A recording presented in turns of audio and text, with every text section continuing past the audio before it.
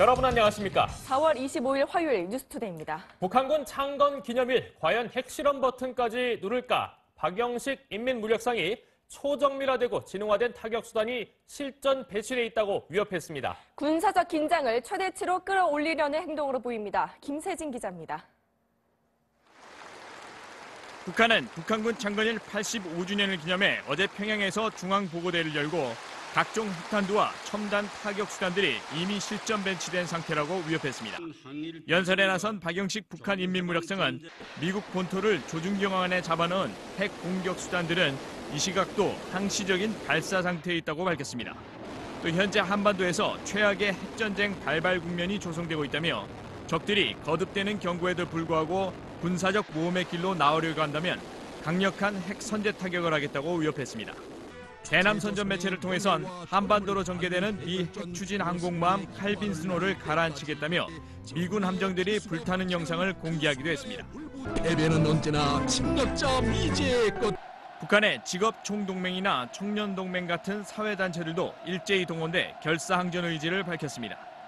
북한은 지난해에도 창건일을 이틀 앞두고 잠수함 탄도미사일을 발사하는 등 무력 시위에 나선 바 있습니다. MBC 뉴스 김세진입니다. 자, 그렇다면 이 시각 북한의 특이 동향은 없는지 국방부를 연결해 보겠습니다. 김재홍 기자, 우리 군이 보는 오늘 북한의 도발 가능성 얼마나 됩니까? 네, 북한이 이미 핵실험 준비를 끝마쳤기 때문에 언제든 제6차 핵실험을 감행할 수 있다는 게 우리 군 판단입니다. 한미 군 당국은 북한 풍계리 핵실험장이나 동창리 미사일 기지에 대한 감시 수위를 높이고 있습니다. 사실상 북한의 전략적 판단만 남은 상태라 군 당국은 긴장을 늦추지 않고 있습니다.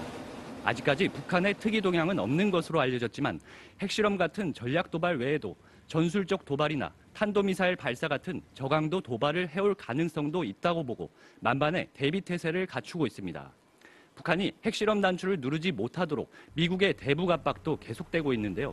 70여 대의 항공기를 탑재하고 이지스 구축함 2척과 미사일 순양함 1척 등으로 구성된 미군의 칼빈슨 항모전단은 일본 해상자위대와 연합훈련을 마친 뒤 조만간 동해 먼바다에 도착할 것으로 전해졌습니다.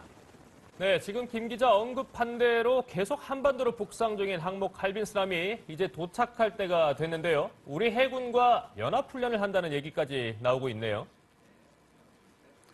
네, 우리 해군은 칼빈슨 항모전단이 동해에 도착하면 구축함 등을 투입해 한미연합 해상훈련을 벌이는 방안을 협의 중입니다. 이번 훈련엔 북한 잠수함 탐지 같은 대잠 훈련은 물론 대함 훈련도 포함된 것으로 알려졌는데요. 특히 이르면 오늘 한반도 해역에 전개할 것으로 알려진 핵추진 잠수함 미시가노도 훈련에 동참할 예정입니다. 이렇게 한미 양군이 대북 억지력을 과시하며 긴밀히 협조하고 있지만 북한의 도발 우려는 가라앉지 않고 있습니다. 북한은 지난 15일 김일성 생일인 태양절 때 대규모 열병식에서 성능이 검증되지 않은 각종 전략무기를 공개했는데요. 다음 날엔 탄도미사일까지 발사했지만 실패해 추가 도발 가능성이 제기돼 왔습니다. 북한이 섣불리 도발하기엔 한반도 상황이 엄중하기 때문에 도발 없이 이번 위기를 넘길 수도 있지만 칼빈스노를 겨냥해 연일 수장시키겠다고 위협하는 북한과 공군 전폭기를 비상 대기시킨 것으로 알려진 중국의 움직임을 감안하면 긴장을 늦출 수 없는 상황입니다. 지금까지 국방부에서 전해드렸습니다. 자, 이번에는 북한이 핵실험을 감행한다면 땅꺼짐, 흔들림 가장 먼저 감지되는 곳입니다. 중국과 북한의 접경, 선양을 연결하겠습니다. 김필국 특파원. 네, 중국 선양입니다. 네, 그곳의 분위기는 어떻습니까? 네, 아직까지는 북한과 국경을 접한 중국 접경 지역에서도 별다른 동향이나 특이 징후는 감지되지 않고 있습니다. 하지만 안심막인 이르다는 분위기가 지배적인데요.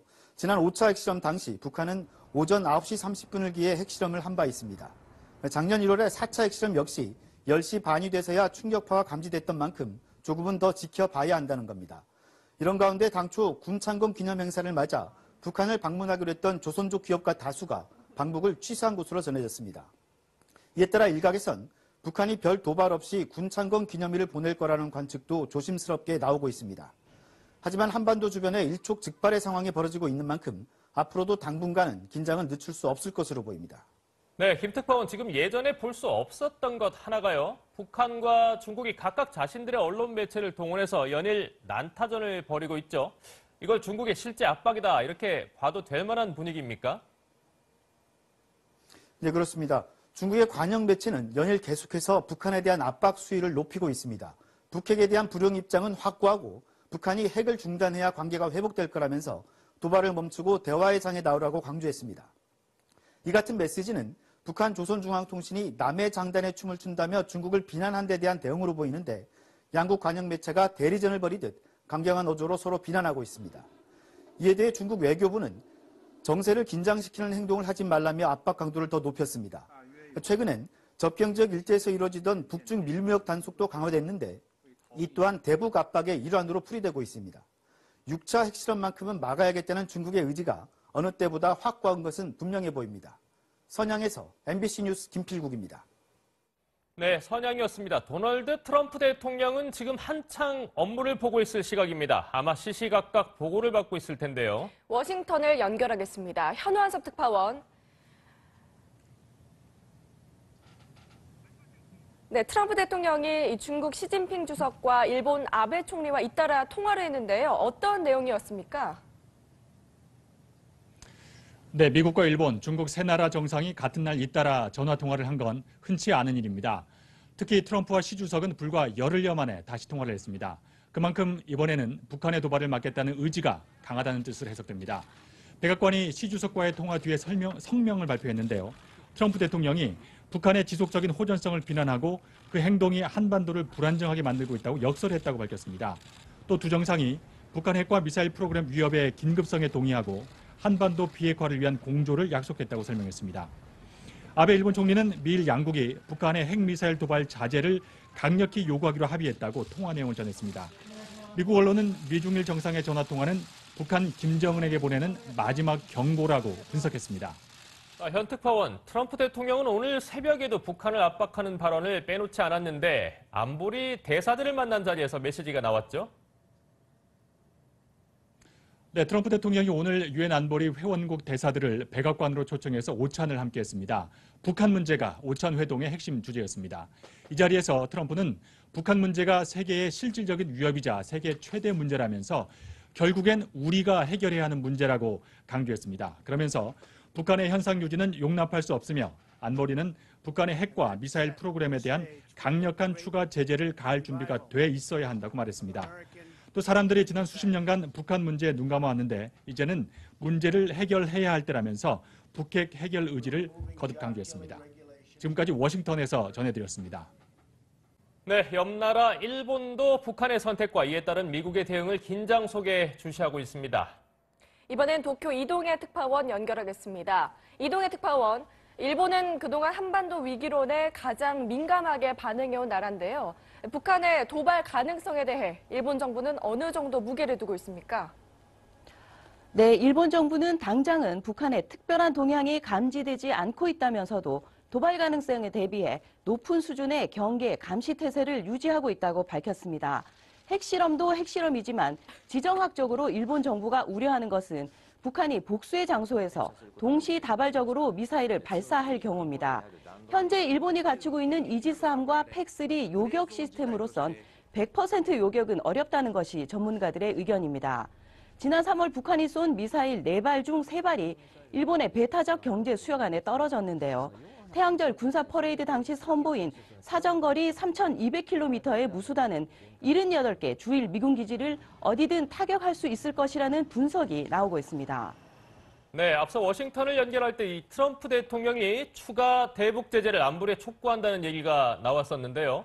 오늘 도쿄도 좀 주목이 됩니다. 한미일 6자회담 수석 대표 회의가 도쿄에서 열리지 않습니까?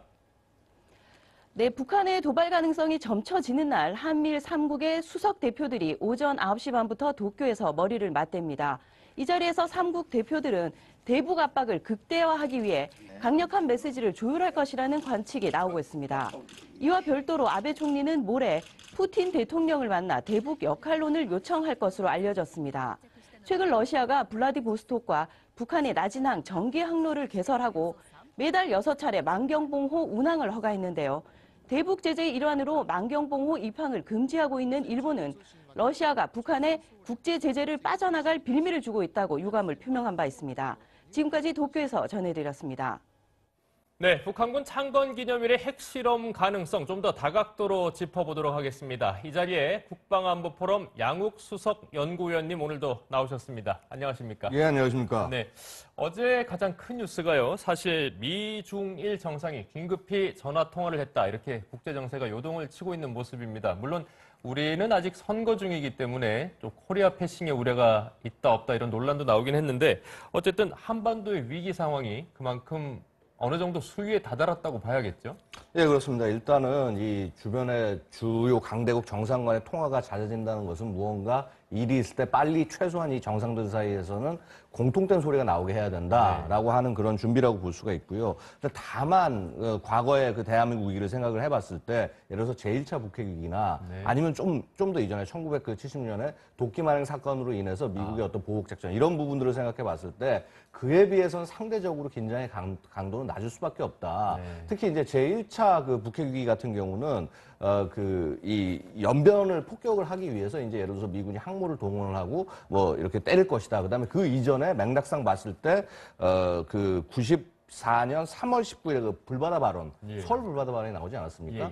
이런 그 맥락과는 조금 좀 결이 틀리다. 그러다 보니까 좀 우리 국민들도 대응이 상대적으로 좀 차분하지 않나 이렇게 생각이 됩니다. 네, 아직은 그때에 비해서 구체적인 어떤 행동이 있었던 건 아니기 때문에 예, 예비 단계가 아닌가 이런 생각이 듭니다. 예, 맞습니다. 네, 이 칼빈슨호에 이어서 핵 잠수함 미시간호까지 한반도에 전개된다고 하던데 군사적으로 어떤 의미가 있습니까? 예, 일단은 이러한 그 잠수함의 배치 같은 것은 역시 그 북한에 대한 감시들을 이제 꾸준히 하고 있구나라는 의미가 될 수 있는데 잠수함도 종류가 사실 여러 가지가 있습니다. 이 공격 원잠이라고 해서 이제 주로 그 적 잠수함을 탐지하고 공격하는 임무를 하는 것이 있고요. 그거 이외에 전략 원잠이라고 해서 SLBM 그러니까 잠수함에서 탄도미사일 쏘는 잠수함들이 있고 그다음에 SSGN이라고 해서 유도탄 발사가 가능한 잠수함이 있습니다. 예를 들어서 SSGN 오하이오급 같은 경우는 이 토마호크 미사일을 잠수함 하나에 154발을 갖다가 장착을 할 수 있는 정도의 잠수함인데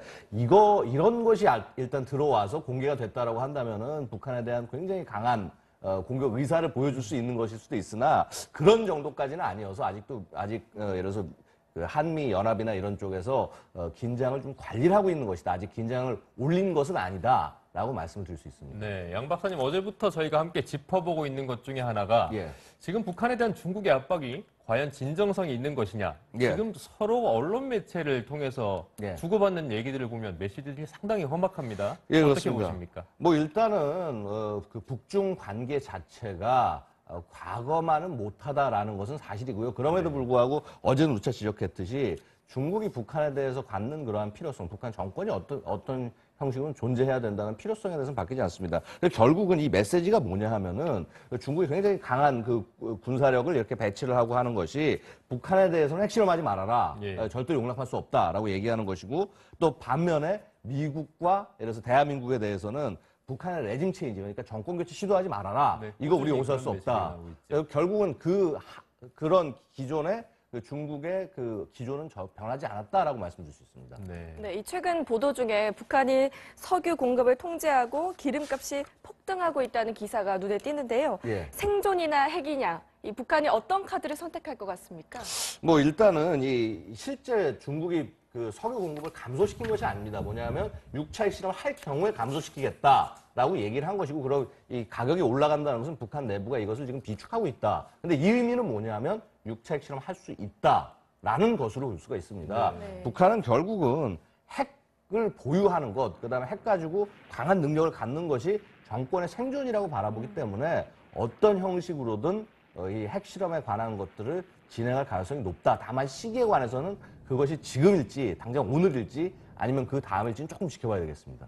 양욱 박사님의 얘기는 잠시 뒤에 3부에서 다시 모시고 조금 더 들어보도록 하겠습니다.